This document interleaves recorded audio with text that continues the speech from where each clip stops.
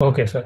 So Narayana గారు, మీరు వారి శాస్త్రీయ సంగీతం గురించి మాట్లాడుతున్నారు కాబట్టి పుష్పగిరి పీఠాధిపతి గారు చెప్పిన విషయాలను నేను చదువుతాను. అలాగే అండి. 1964లో వినిపిస్తుంది కదండి ఆడియో? ఓకేనా? వినిపిస్తుంది. 1964లో మైలాపూర్ వేద సభలు జరిగినవి. మేము ఘంటసాలను ఆ సందర్భంలో ఉపన్యసించడానికి ఆహ్వానించాం. మేము అంటే ఎవరంటే పుష్పగిరి పీఠాధిపతి నృసింహ భారతి స్వామి గారు. ఆ సభలో అతని ప్రసంగం సార్వకాలికం. ఘంటసాల గారి ప్రసంగం. ఆయన ఏమి చెప్పారంటే, సినిమా పాటల కార్యక్రమానికి వచ్చినట్లుగా కర్ణాటక సంగీత కచేరీలకు జనం రావటం లేదు అని వాపోవటం కాదు, ప్రజలను నిందించడం తగదు.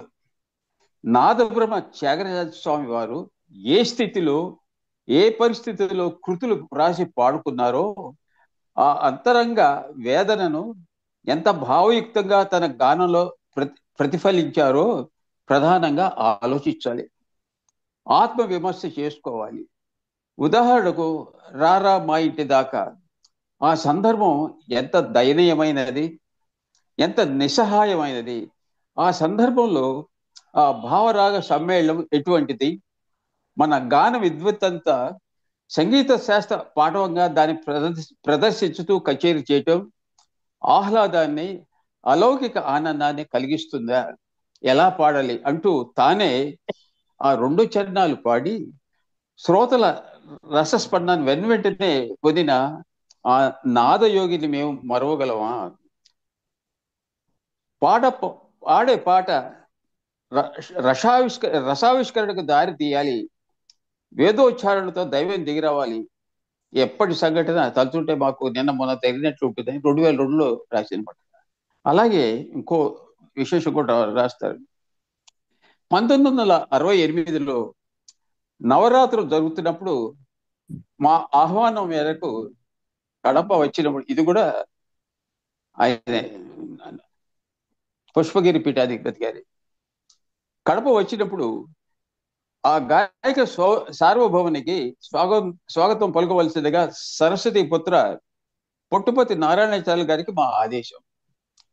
ఘంటసాలను సంప్రదించకుండానే ఈరోజు ఘంటసాల వారు కేవలం సినిమా పాటలే కాదు, శాస్త్రీయ సంగీతం గాను చేస్తారు అని ప్రకటించినప్పుడు అత్యంత వినయంతో అంగీకరించి దినకర శుభకర కృతిని సశాస్త్రీయంగా 14 నిమిషాలు గానం చేసి తానంతటి మహావిద్వాంసుడు, సంప్రదాయ సాంప్రదాయబద్ధుడు ప్రకటించడం మరపురాని అతని సజ్జ స్ఫురణకు, సంగీత శాస్త్ర సామర్థ్యానికి ఆ నాటక కచేరీ ఒక తార్కాణం.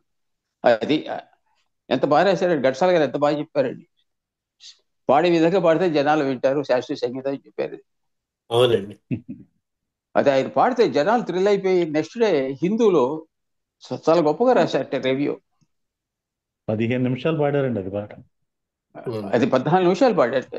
Thank you. Please like, share and subscribe.